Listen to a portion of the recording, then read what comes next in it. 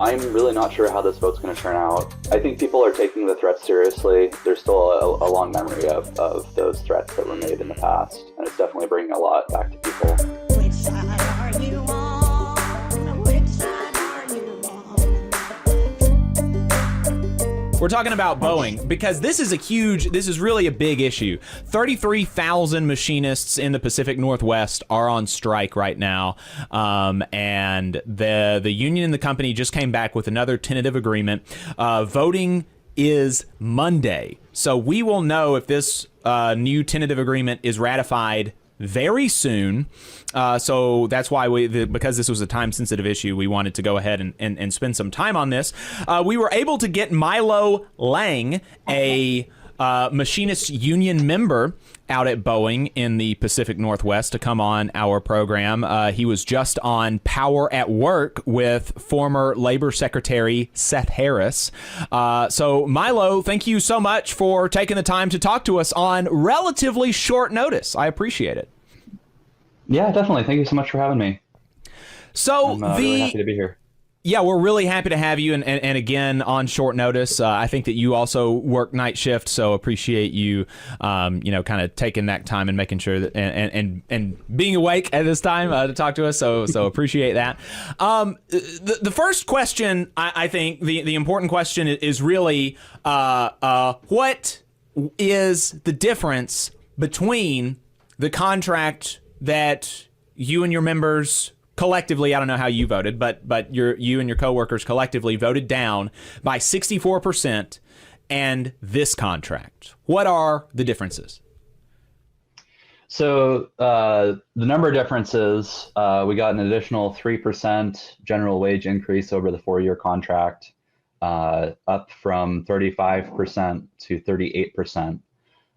Originally, we were asking for 40% general wage increase. So we were very close to the number we were asking for in that area. And not a whole lot other number-wise has changed. We had $5,000 as a signing bonus going into our 401k, which can now be put into your bank account. So some people are selling that as a $12,000 signing bonus, up from $7,000, but it's really the same amount of money. It's just you're able to choose where it's going. The really big other difference in this contract is that we're getting a lot of intimidation from our CEO now. There has been a story in the Seattle Times confirming these facts, but I heard it first through the union grapevine that there was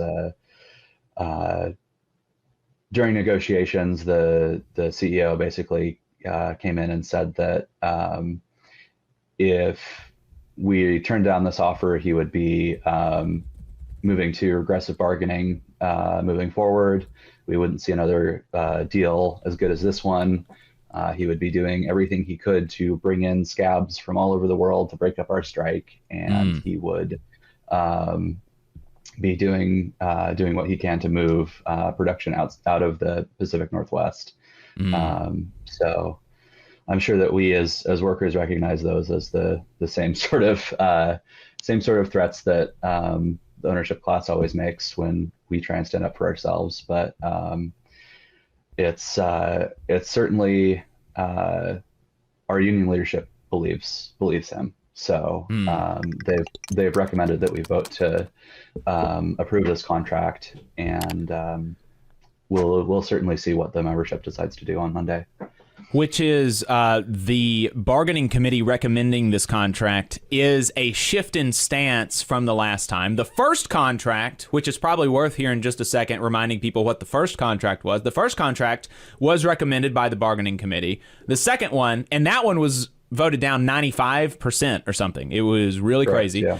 And then the second one was not recommended nor not recommended. They took a neutral stance on it, the collective bargaining agreement. And this time you're saying that the negotiating committee is recommending it really primarily based on the last thing that you just said, the intimidation and the potential for retaliation in the event that you vote it down. Not so much, you said there's like a 3% higher general wage increase, not much more than that.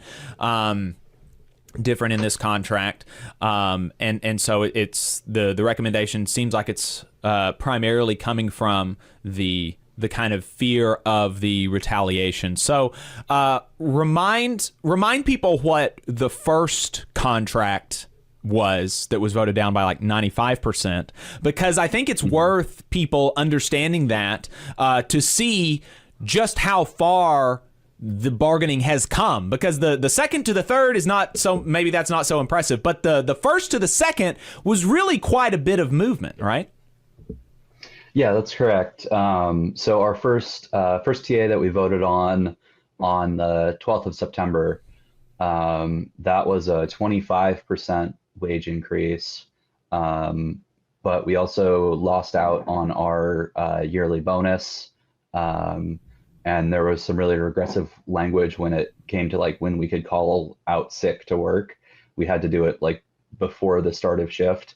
So you can imagine if you get like a flat tire on your way in, you're not going to be able to, call into work before your shift starts. And there were a lot of other issues with it, as well as some things that we really wanted that we didn't achieve on that contract. I should probably take the history back a little bit further to 2014 as well, which is when we were sort of coerced by the company out of our pension. They made a threat to move production outside of the Pacific Northwest again back then, and that meant that the membership voted by a very slim margin on a contract that got rid of our defined benefit pension. And many workers are still very, very angry by that, and very motivated to get the pension back. So that not being included in the first TA was a big reason that a lot of people voted it down.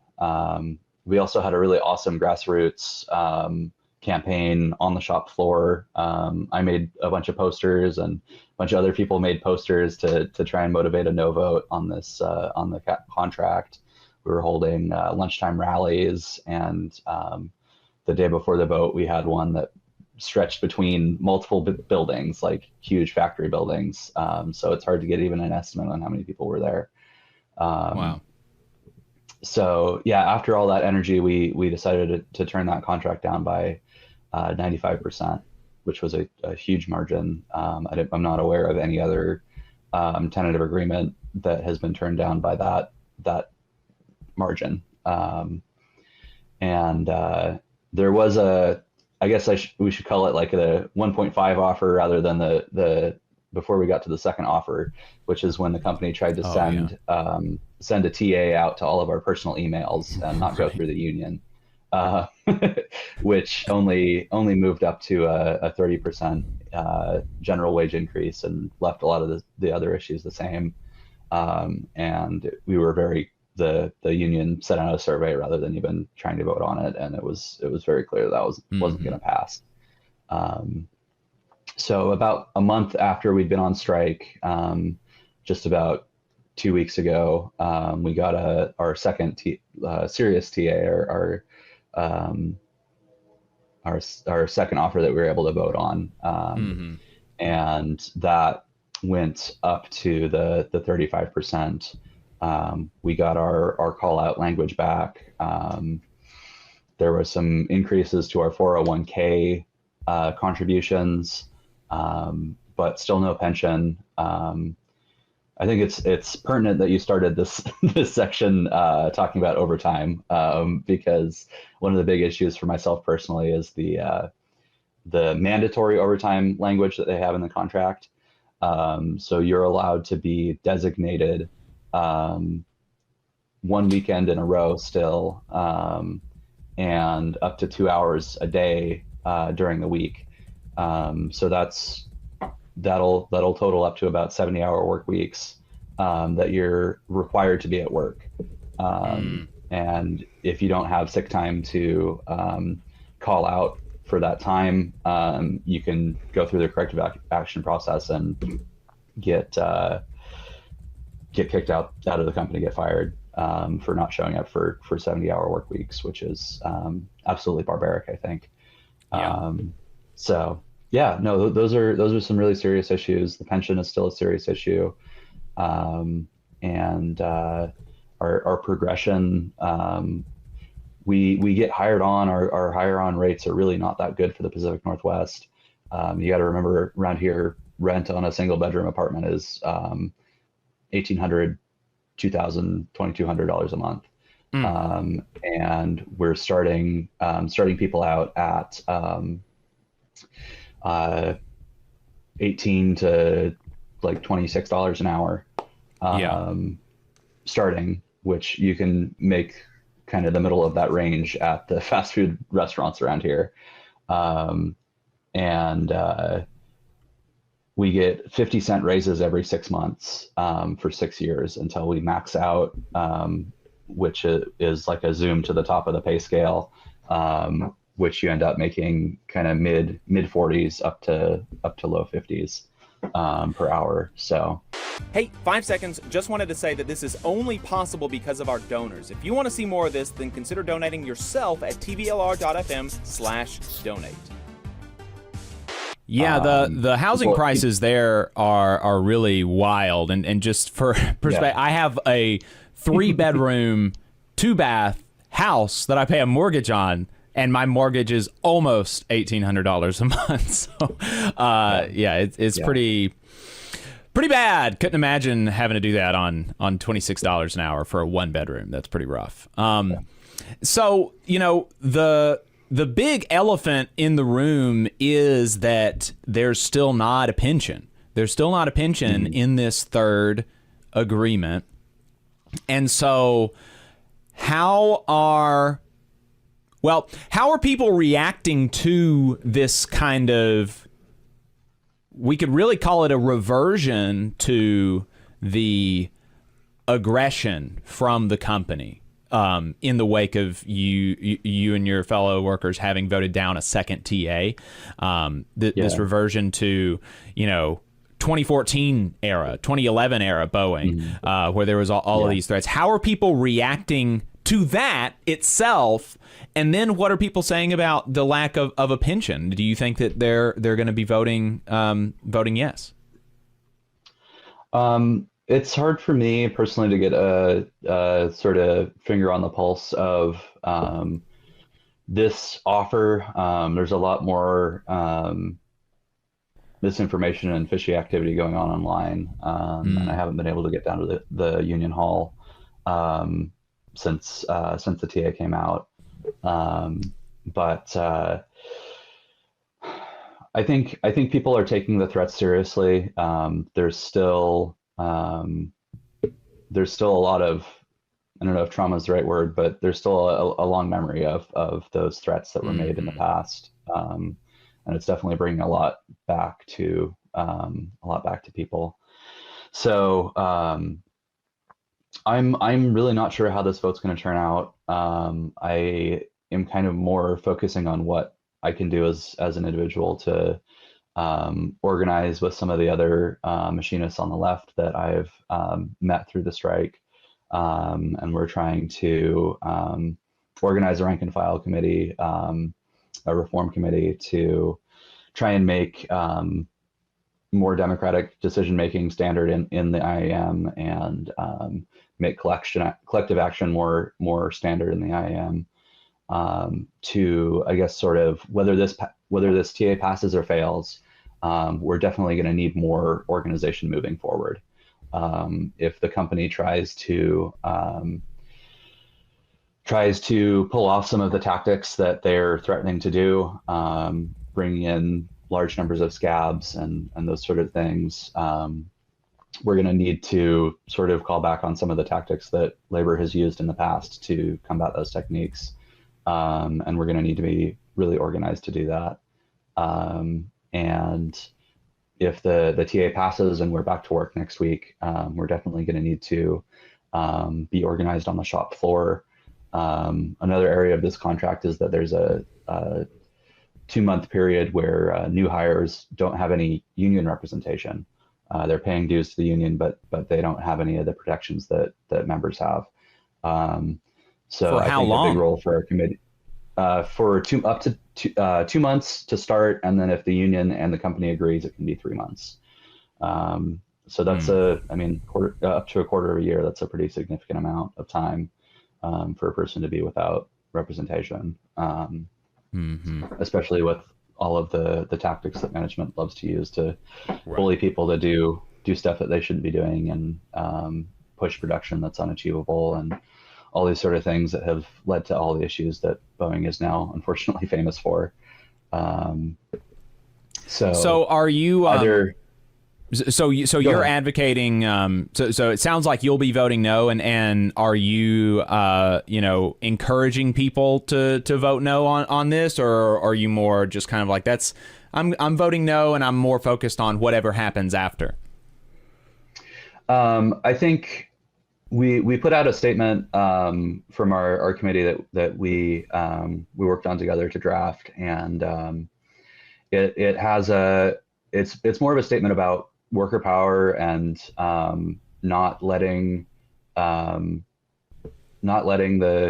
upper managements and the owners' lies like get to you, and trying to hammer home the point that we as workers can achieve anything when we stand together, and we really shouldn't be letting a temper tantrum by our CEO dictate our future. So we really need to, in that statement, it does say that we should be voting no on this, and we should be standing stronger to escalate the strike. During the second TA, we had people from the committee outside of all of the voting locations, and on the public sidewalk outside the locations to encourage a no vote, just kind of highlight all the issues we still have to get from the contract. And I think this time we're going to be definitely still encouraging a no vote, but more focused on solidarity and getting people resources if the strike does continue, to not feel like they have to scab, and just kind of organizing for the future, rather than pushing hard for a no vote. But that's still the position of the committee, that we can stay out longer. We can combat the techniques that the CEO is threatening to use. I find it really unfortunate that those messages aren't coming from our union leadership. They really should be the ones who understand that we as workers can do anything when we stand together. We shouldn't be getting a sort of defeatist message from the union. So. Yeah, it's always a difficult, particularly in situations like this, there's a difficult line to walk, and sort of almost a game of chicken, you could say, because there are real risks associated with capital strikes and capital flight and things like that, that you want to, which is not to say that, like, unions bankrupt companies because the companies can't afford the union wages or anything like that, right? But there is in some places a reality that management would even be willing to lose money to stick it to the workers, and so you got to kind of like know where the line is and what kind of levers of power are available to you. And it's a really difficult, it's once you start, the closer that you get to that line, the more difficult it becomes to kind of see exactly where it is, and so I certainly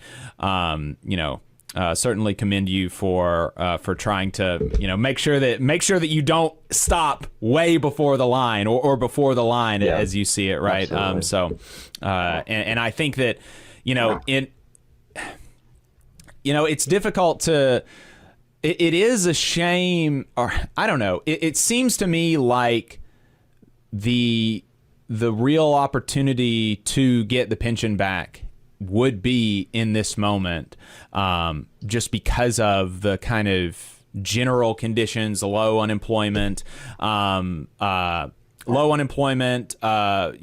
amount of potentially protection from the federal government. Maybe you could rely on, you could see the federal government kind of pushing Boeing to giving into the pension if there was a real concerted, like, from the leadership, this is the line for our members, and we have to have this to vote yes, right?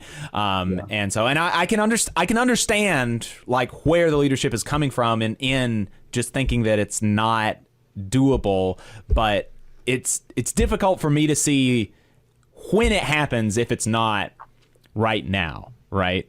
Or it becomes much harder if we don't do it right now. And so I don't know. There's a lot of moving parts for sure, but I commend you for the work that you're doing up there, and I appreciate you taking the time to talk to us. Yeah, absolutely. Thank you, Jacob. Yeah, thank you. You just saw a clip from the Valley Labor Report. We are live every Saturday morning from 9:30 a.m. till 12:30 p.m. And we pride ourselves on keeping all of our content free to everybody so that we can talk to as many working folks as possible. If you support the work that we're doing, you think that it's important, you think that it's good, then consider making a monthly contribution to the project, and you can do that on our website, tvlr.fm.